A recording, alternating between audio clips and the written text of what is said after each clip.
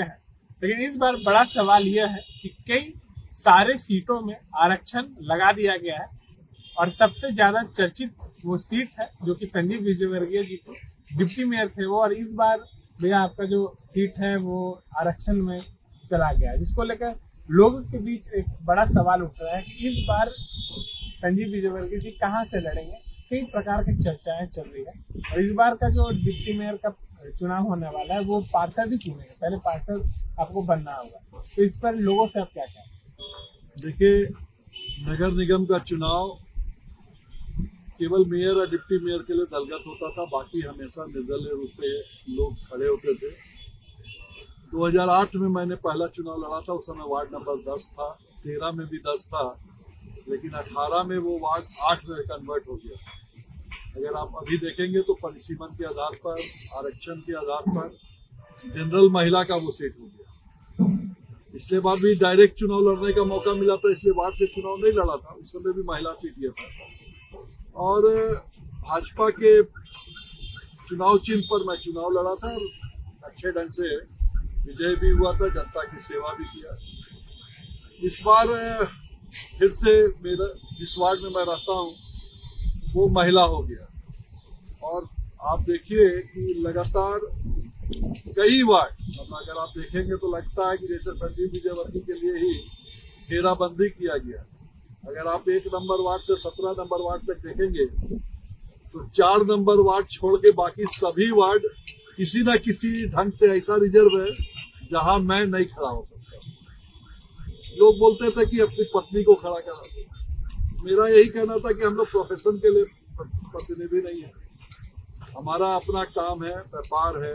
हम लोग प्रतिनिधि इसलिए बनते हैं कि सेवा किया जाए जनता का, और नगर निगम से बेहतर और कोई जगह नहीं हो सकता जहां आप जनता की डायरेक्ट सेवा कर सकते हैं। और हम लोगों ने किया भी है, उसका परिणाम है कि आज के दिन रांची शहर में आप कई एक ऐसे काम देखेंगे जो हमारी पहल से हुआ। इस बार चूंकि आरक्षण का प्रकोप है, अब अभी तक तो मैंने निर्णय नहीं लिया, लेकिन पार्टी का कहना है कि कहीं ना कहीं से आपको चुनाव लड़ना चाहिए।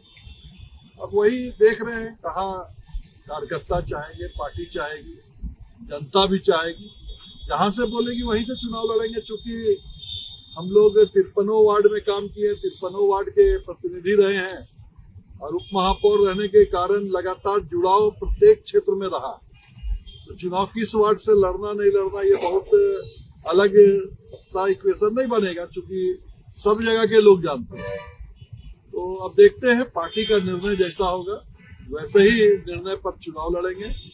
और राज्य सरकार जिस तरह से प्रयास कर रही है कि कुछ लोगों को चुनाव से वंचित रखा जाए, मैं समझता हूं कि जनता का प्यार और पार्टी के कार्यकर्ता का प्यार कहीं ना कहीं से मुझे जरूर मौका देगा और मैं पुनः इस बार नगर निगम में आऊंगा। जैसा विधानसभा चुनाव के दौरान आपने देखा कि जेएमएम, कांग्रेस और आरजेडी के जो नेता थे, प्रवक्ता थे, उनका कहना था कि बाहरी बिक्री का इक्वेशन कहीं ना कहीं बन रहा था उस चुनाव में। इस चुनाव में भी जब हम लोगों से बात कर रहे हैं तो कांग्रेस और जेएमएम के नेताओं का प्रतिक्रिया आ रहा है कि अब खतियानी ही उम्मीदवार को लोग जिताएंगे, जेएमएम और कांग्रेस का लोग जीतेगा। इस मुद्दे को आप कैसे देख रहे हैं कि पुनः बाहरी बिक्री का मुद्दा एक बार चुनाव में लाया जा रहा है? देखिए, रांची नगर निगम का चुनाव मैं नहीं समझता हूं कि ये सब मुद्दे हैं। यहाँ चुनाव जो होता है वो बिल्कुल विकास पर होता है। और आपने देखा है कि जो 15 साल मैं 15 साल रहा और कई एक प्रतिनिधि हर एक वार्ड से जीतते रहे, जो 1 बार 2 बार 3 बार प्रतिनिधि बने, और वार्ड पार्षद के माध्यम से विकास कार्य हुए, जिसके कारण ही एक पार्षद 3 बार पार्षद बना। जहां जो पार्षद चुका वो दूसरे चुनाव में हार गए। तो शहर का चुनाव है, लोग जागरूक है, लोग समझते हैं अच्छा बुरा। तो मैं नहीं समझता हूँ कि ये बाहरी भीतरी और ये और वो और जाति या पार्टी पे चुनाव होगा। हाँ, आरक्षण पे चुनाव होगा। जो एलिजिबल होंगे आरक्षण में वो खड़े होंगे और जो अच्छे लोग होंगे वो जरूर जीत जाएंगे। रांची के नगर निगम चुनाव में यह इतिहास गंवा रहा है कि बीजेपी की बम्पर वोट होते आई, तो क्या इसी वजह से सरकार के द्वारा आरक्षण रोस्टर लाया गया, आप कैसे? देखिए, आरक्षण रोस्टर तो एक प्रक्रिया है जो संवैधानिक प्रक्रिया है, लेकिन उसको छेड़छाड़ करना मुझे लगता है ये इस सरकार की मंशा हो सकती है।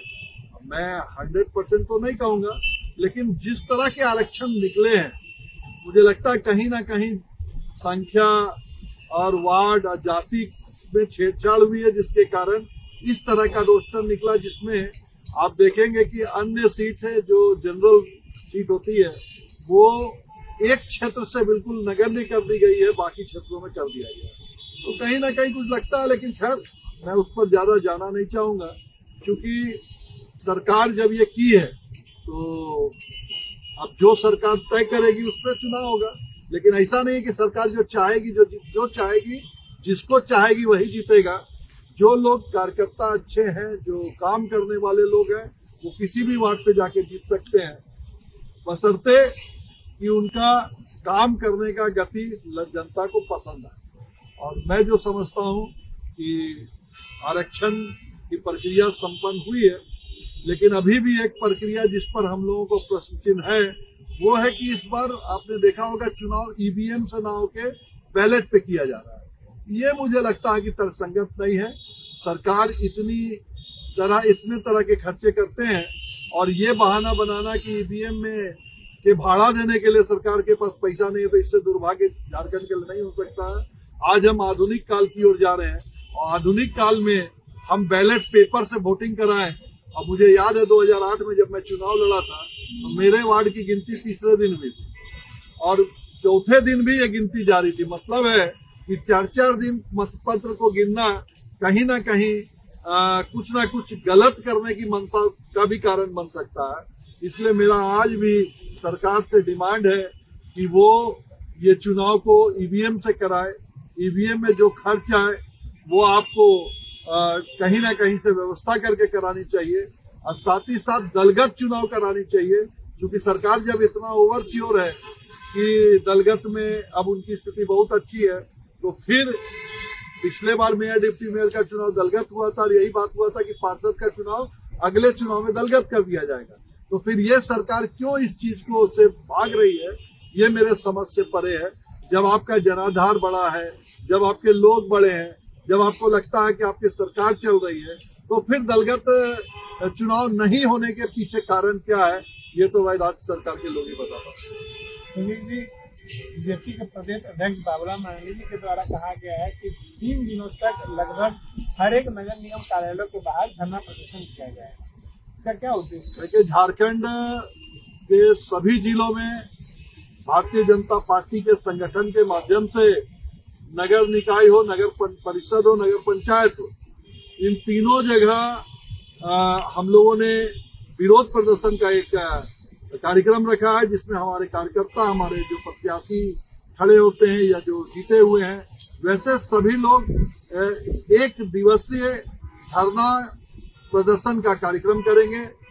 उसके पीछे मंशा यही है कि साफ सुथरा चुनाव हो, सरकार की धांधलीबाजी ना हो, ईवीएम से चुनाव हो, दलगत चुनाव हो, और यही सब डिमांड को लेके हम इस धरने पे जा रहे हैं। जनता भी हमारे साथ रहेगी, क्योंकि जनता का जो झुकाव है हमेशा भारतीय जनता पार्टी की ओर रहता है और जनता भी समझती है कि कहीं ना कहीं अगर इस तरह के कार्य किए गए हैं तो उसमें कुछ ना कुछ मन में चल रहा है राज्य सरकार के, जिसके कारण आप इस तरह के रणनीति को अपनाने का काम किए हैं। और उसके विरोध में 5, 6, 7 अलग अलग तिथि में अलग अलग जिलों में ये कार्यक्रम होगा और वो इतना भीषण कार्यक्रम होगा कि उससे राज्य सरकार को समझ में आ जाएगा कि जनता क्या चाह रही है, यहाँ के लोगों की मंशा क्या है। जेएमएम की प्रतिक्रिया सामने आ रही है। जेएमएम के नेता कह रहे हैं कि अब जब चुनाव को लेकर सरकार आगे बढ़ चुकी है, तब चुनाव रुकवाने के लिए बीजेपी इस तरह का हथकंडे अपना रही है, धरना प्रदर्शन कर। बिल्कुल, चुनाव रोकना भारतीय जनता पार्टी का कोई मकसद नहीं है।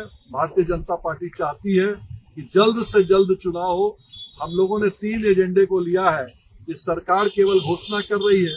घोषणा तो मुझे याद है 2023 के नवंबर में भी एक घोषणा हुई थी, जिसमें चुनाव समय से पूर्व करने की बात हुई थी और उस समय भी वार्ड के आरक्षण रोस्टर तैयार हो गए थे और उसको प्रकाशित भी कर दिया गया था। लेकिन पता नहीं किन कारणों से राज्य सरकार ने इसको पेंडिंग रखा और उसका स्थिति ये रहा कि 3 साल तक राज्य की जनता ने नगर निकाय के चुनाव को नहीं देखा। आज भारतीय जनता पार्टी का एजेंडा ही यही है कि आप जल्द से जल्द चुनाव कराएं, चुनाव ईवीएम से कराएं और चुनाव दलगत कराएं। यही डिमांड को लेके ये धरना प्रदर्शन का कार्यक्रम है। तो इसमें अगर राज्य सरकार के लोग ये कह रहे हैं तो ये बिल्कुल गलत है और उनको कहीं ना कहीं भय समा रहा है कि नगर निकाय के चुनाव के बाद उनका पोल खुलने वाला है। जैसा कि हमने देखा किस प्रकार से संजीव विजयवर्गीय जी का साफ तौर पर कहना है कि इस नगर निगम चुनाव में भी वो बखूबी से चुनाव लड़ने का कार्य करेंगे और जो राज्य सरकार के द्वारा लगातार यह प्रयास किया जा रहा था, इतने देर के बाद नगर निगम चुनाव हो रही है और